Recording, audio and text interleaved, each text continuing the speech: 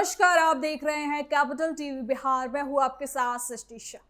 बिहार की राजनीति में एक बार फिर ऐसा दांव चला गया है जिसने चुनावी मुकाबले को पूरी तरह से बदल दिया है। बांकीपुर विधानसभा उपचुनाव अब सिर्फ एक सीट की लड़ाई नहीं रह गया, बल्कि ये राजनीतिक प्रतिष्ठा, परिवार की अंदरूनी सियासत और विपक्ष की रणनीति की भी बड़ी परीक्षा बन गया है। बीजेपी अपने 3 दशक पुराने गढ़ को बचाने में जुटी है, वहीं विपक्ष नई रणनीति के साथ मैदान में उतर रहा है।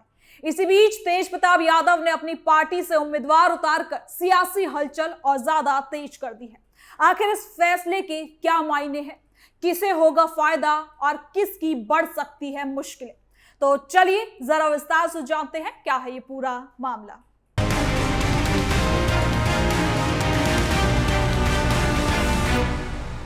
पिछले कुछ दिनों से बिहार की राजनीति में बांकीपुर उपचुनाव सबसे ज्यादा चर्चा का मुद्दा बना हुआ है। पहली नजर में ये केवल एक सीट का चुनाव लगता है, लेकिन जैसे जैसे राजनीतिक दल अपनी रणनीति सामने ला रहे हैं, वैसे वैसे चुनाव कई बड़े राजनीतिक संदेश देने लगा है। सबसे ज्यादा चर्चा उस फैसले की हो रही है जिसने तेजप्रताप यादव ने अपनी नई पार्टी जनशक्ति जनता दल यानी कि जेजेडी की ओर से वीणा मानवी को उम्मीदवार घोषित कर दिया है। इस फैसले ने न केवल चुनावी मुकाबले को रोचक बना दिया, बल्कि आरजेडी पार्टी की राजनीति और विपक्षी एकजुटता पर भी नए सवाल खड़े कर दिए हैं। बांकीपुर में तेजप्रताप का बड़ा दाव, तेजस्वी की टेंशन बढ़ाएंगे तेजप्रताप बीजेपी के गढ़ में बने चुनौती। आपको बता दें कि बांकीपुर विधानसभा सीट लंबे समय से बीजेपी का मजबूत गढ़ माना जाता है। पिछले लगभग 3 दशकों से इस सीट पर बीजेपी का प्रभाव लगातार बना हुआ है। पूर्व विधायक और बीजेपी के राष्ट्रीय अध्यक्ष नितिन नवीन ने राज्यसभा सदस्य बनने के बाद ये सीट खाली हो गई है। अब यहां उपचुनाव कराया जा रहा है। चुनाव आयोग के कार्यक्रम के मुताबिक 30 जुलाई को मतदान होगा, जबकि 3 अगस्त को मतगणना होगी।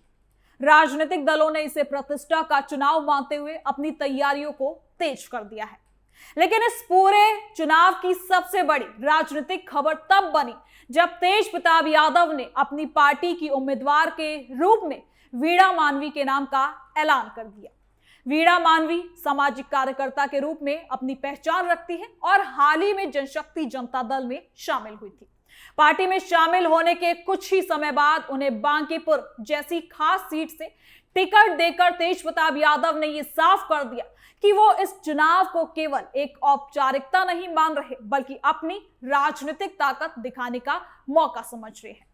अब तेजप्रताप यादव का यह फैसला इसलिए भी खास हो जाता है क्योंकि वो कभी राष्ट्रीय जनता दल का बड़ा चेहरा रहे थे। हालांकि अब वो आरजेडी से अलग होकर अपनी अलग राजनीतिक राह पर चल रहे हैं। ऐसे में उनका बांकीपुर जैसी हाई प्रोफाइल सीट पर उम्मीदवार को उतारना सीधे तौर पर यह दर्शाता है कि वो बिहार की राजनीति में अपनी अलग पहचान स्थापित करना चाहते हैं। इसके साथ इस पे राजनीतिक जानकारों का कहना है कि तेजप्रताप का ये कदम केवल चुनावी नहीं बल्कि राजनीतिक संदेश भी है। विपक्ष बीजेपी के खिलाफ एकजुट होने की कोशिश कर रहा है, लेकिन ऐसे समय में अलग उम्मीदवार उतारने से विपक्षी वोटों के बंटने की संभावना भी बढ़ जाती है। और यही वजह है कि इस फैसले को तेजस्वी यादव की रणनीति से अलग रुख के रूप में भी देखा जा रहा है। अब आपको बता दें कि तेजप्रताप यादव और तेजस्वी के रिश्तों को लेकर पहले भी कई बार राजनीतिक चर्चाएं होती रही हैं। कई मौकों पर दोनों भाइयों के बीच मतभेद की खबरें भी सामने आई हैं। कभी गठबंधन को लेकर, कभी राजनीतिक फैसले को लेकर दोनों के अलग अलग विचार नजर आते हैं। ऐसे में बांकीपुर में अलग उम्मीदवार उतारने के फैसले ने एक बार फिर उन चर्चाओं को हवा दे दी है कि दोनों भाइयों की राजनीतिक दिशा अब पूरी तरह से अलग होती नजर आ रही है। हालांकि तेजप्रताप यादव ने अपने फैसले को पूरी तरह से राजनीतिक बताया है। उनका कहना है कि उनकी पार्टी जनता के मुद्दों को लेकर चुनाव लड़ रही है और वीणा मानवी को इसलिए उम्मीदवार बनाया गया है क्योंकि वो लंबे समय से समाज के बीच एक्टिव रही हैं। उन्होंने दावा किया कि उनकी पार्टी बिहार में एक नया विकल्प देने की कोशिश भी कर रही है।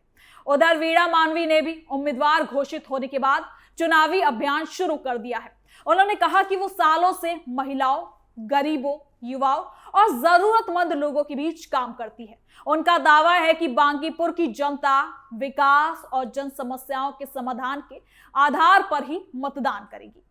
उन्होंने बीजेपी पर निशाना साधते हुए कहा कि जनता बदलाव चाहती है और वो उसी उम्मीद के साथ चुनावी मैदान में उतर रही है।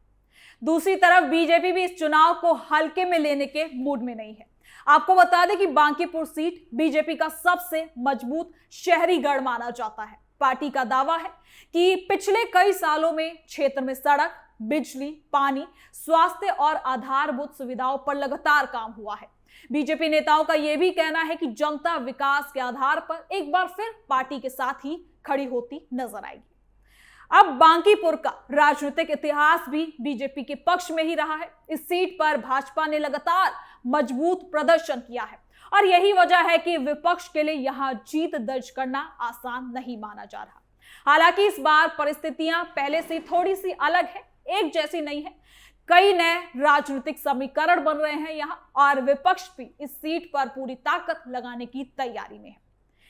इस बीच जनसुराज पार्टी भी बांकीपुर उपचुनाव को लेकर पूरी तरह से एक्टिव नजर आ रही है।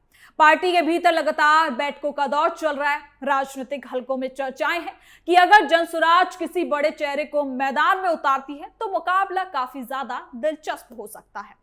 कई नेताओं ने प्रशांत किशोर को चुनाव लड़ाने की मांग उठाई है। हालांकि अंतिम फैसला अभी बाकी है। अगर जनसुराज भी पूरी ताकत से मैदान में उतर जाती है तो बांकीपुर का मुकाबला त्रिकोणीय हो सकता है। ऐसे में बीजेपी, जनसुराज और तेज प्रताप यादव की पार्टी के बीच वोटों का समीकरण पूरी तरह से बदल सकता है और यही वजह है कि राजनीतिक जानकार इस चुनाव को सामान्य उपचुनाव नहीं बल्कि भविष्य की राजनीति का संकेत मान रहे हैं। आरजेडी की ओर से अभी तक आखिरी रणनीति सार्वजनिक नहीं की गई है। हालांकि विपक्ष के सामने सबसे बड़ी चुनौती बीजेपी को सीधे मुकाबले में घेरने की होगी। अगर विपक्षी दल अलग अलग चुनाव लड़ते हैं तो इसका फायदा बीजेपी को मिल सकता है और यही वजह है कि विपक्ष के भीतर भी सीट को लेकर लगातार मंथन जारी है। तो वहीं राजनीतिक जानकारों का कहना है कि बांकीपुर का चुनाव केवल एक विधायक चुनने का चुनाव नहीं है। इसके नतीजे आने वाले विधानसभा चुनावों के लिए भी राजनीतिक माहौल तय कर सकते हैं। अगर बीजेपी अपना गढ़ बचाने में सफल साबित होती है तो ये उसके लिए एक बड़ा फायदा होगा। वहीं अगर विपक्ष मजबूत प्रदर्शन करता है तो उसे आगामी चुनाव के लिए नई ऊर्जा भी मिल सकती है। अब इस पूरे घटनाक्रम में सबसे ज्यादा चर्चा तेज प्रताप यादव की राजनीतिक रणनीति की हो रही है। कुछ जानकारों का मानना है कि वो अपनी अलग राजनीतिक जमीन तैयार करने की कोशिश में है। वहीं कुछ लोगों का कहना है कि उनका उद्देश्य अपनी राजनीतिक प्रासंगिकता बनाए रखने का है। हालांकि इसका वास्तविक असर चुनाव नतीजों के आने के बाद ही साफ होगा। लेकिन बिहार की राजनीति में परिवार आधारित दलों के भीतर मतभेद कोई नई बात नहीं है, लेकिन जब ऐसे मतभेद चुनावी रणनीति के रूप में सामने आते हैं तो उनका असर पूरे चुनावी समीकरण पर पड़ता है। बांकीपुर उपचुनाव में भी कुछ ऐसा ही देखने को मिला। तेज प्रताप यादव का अगला उम्मीदवार उतरना इसी वजह से लगातार राजनीतिक बहस का विषय बना है। अब सभी दल अपने अपने चुनाव प्रचार को तेज करने की तैयारियों में लगे हुए हैं। उम्मीदवार जनता के बीच जाकर विकास, स्थानीय समस्याओं और राजनीतिक मुद्दों को लेकर समर्थन मांगेंगे और आने वाले दिनों में आरोप प्रत्यारोप का दौर और ज्यादा भी तेज होने की संभावना है। राजनीतिक सभाएं, रोड शो, जनसंपर्क अभियान इस चुनाव को और ज्यादा दिलचस्प बना सकते हैं।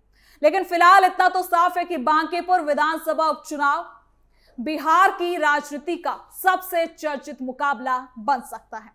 एक तरफ बीजेपी अपने 3 दशक पुराने गढ़ को बचाने की चुनौती का सामना कर रही है, दूसरी ओर विपक्ष बीजेपी को घेरने की रणनीति बना रहा है। इस बीच तेज प्रताप यादव ने अपनी अलग राजनीतिक चाल चलकर मुकाबले को पूरी तरह से नए मोड़ में ला दिया है। अब सबकी नजर नामांकन प्रक्रिया, उम्मीदवारों की अंतिम सूची, चुनाव प्रचार और जनता के रुख पर टिका हुआ है। यह देखना खास होगा कि क्या बीजेपी अपना मजबूत किला बचा पाएगी, क्या विपक्ष एकजुट होकर चुनावी चुनौती को ये पेश कर पाएगा, क्या जनसुराज को त्रिकोणीय बना पाएगी और सबसे बड़ा सवाल, क्या तेज प्रताप यादव का ये राजनीतिक दाव केवल सुर्खियां बटोरेगा या फिर चुनावी नतीजों में भी इसका असर दिखाई देगा। यही सवाल आने वाले दिनों में बिहार की राजनीति दिशा को तय करने में खास भूमिका निभा सकता है। तो फिलहाल के लिए इस खबर में इतना ही। देखते रहिए कैपिटल टीवी बिहार।